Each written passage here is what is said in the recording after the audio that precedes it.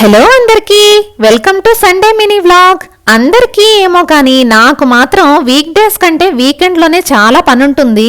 House deep cleaning, shopping, ఇంకా week మొత్తానికి కావాల్సిన అరేంజ్మెంట్స్ చేసుకోవడం, మళ్ళీ మా పిల్లకాయలను ఆడించటం. అందుకే బద్దకించకుండా పొద్దున్నే లేవగానే టిఫిన్ తో పాటు వంట కూడా మొదలు పెట్టేశాను.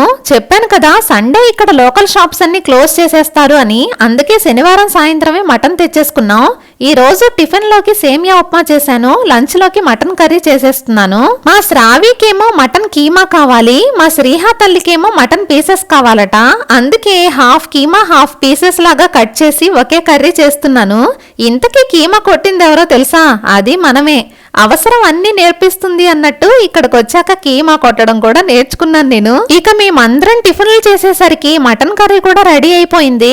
ఇక అందరం కలిసి బయటికి బయలుదేరాము. బాగా ఎండొచ్చింది కదా, పిల్లలు పొద్దున్నే పార్క్ అని మొదలు పెట్టేశారు.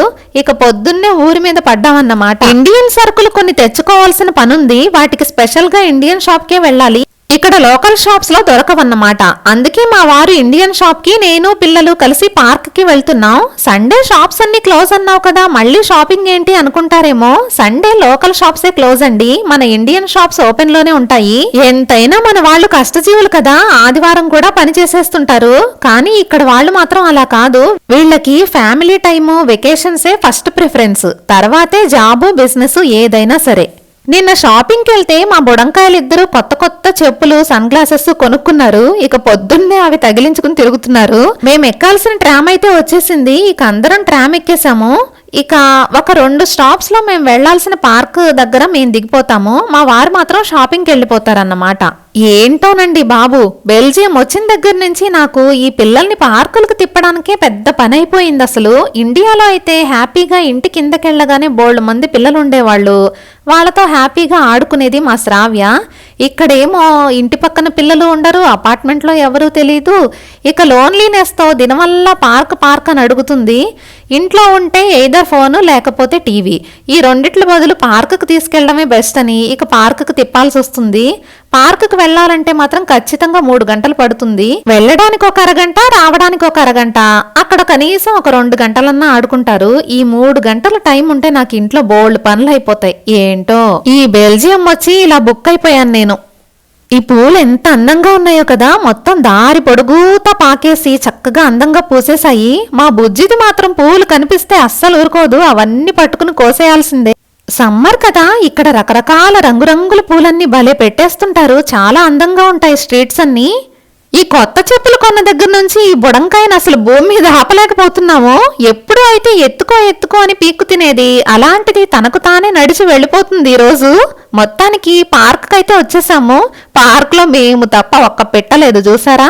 ఖచ్చితంగా 10 నిమిషాలు కూడా ఆడుకోలేదు.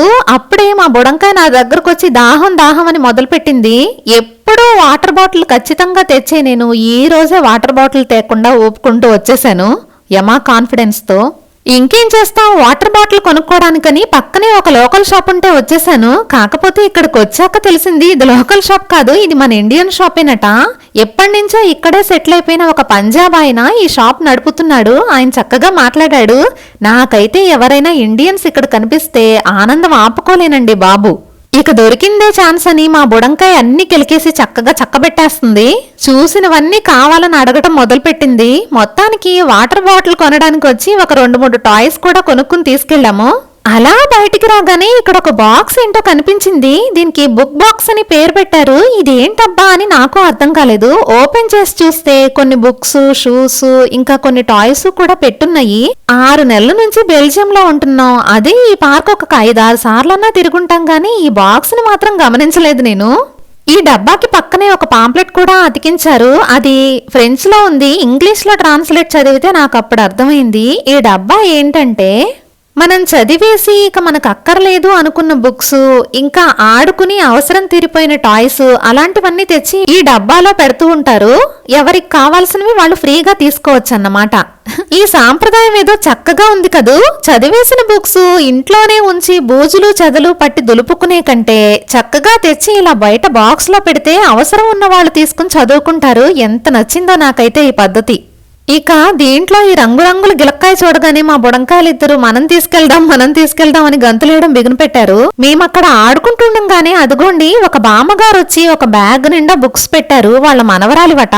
ఆమె పనిమాల పిలిచి మరీ చెప్పింది, ఇందులో అన్ని కొత్త కొత్త బుక్సే ఉన్నాయి, మీకు 2 పిల్లలున్నారు కదా, కావాలంటే తీసుకోండి అని. మళ్ళీ చెప్పి వెళ్తూ వెళ్తూ థ్యాంక్ యూ అని కూడా చెప్పి వెళ్ళింది. ఆ బ్యాగ్ మీద కూడా ఫ్రెంచ్ లో మెర్సీ ఏ డోనర్ అని రాసుంటుంది, అంటే తీసుకున్నందుకు థ్యాంక్ యూ అని.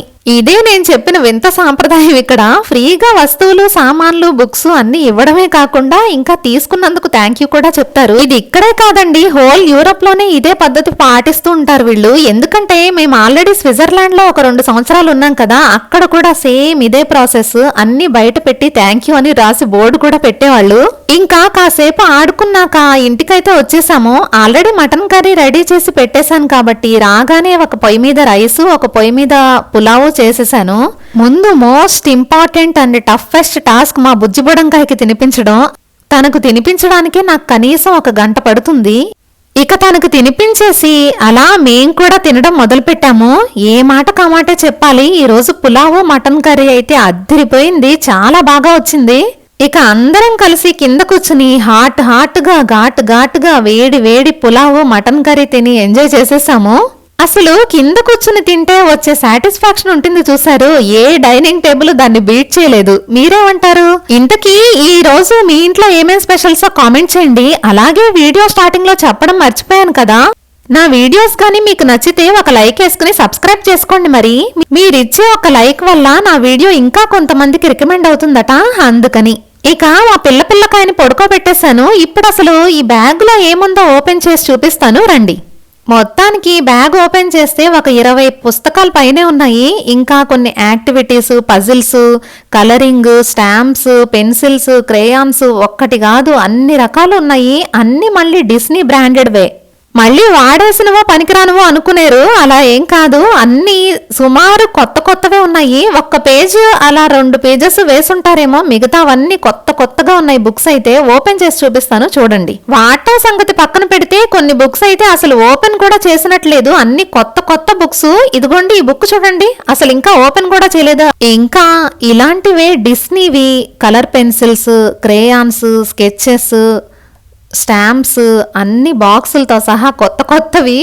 పెన్సిల్స్ అయితే చూసారు, ఒక్కటి కూడా మిస్ అవ్వలేదు. ఎంత నీట్గా పెట్టుకుందో ఆ పాప.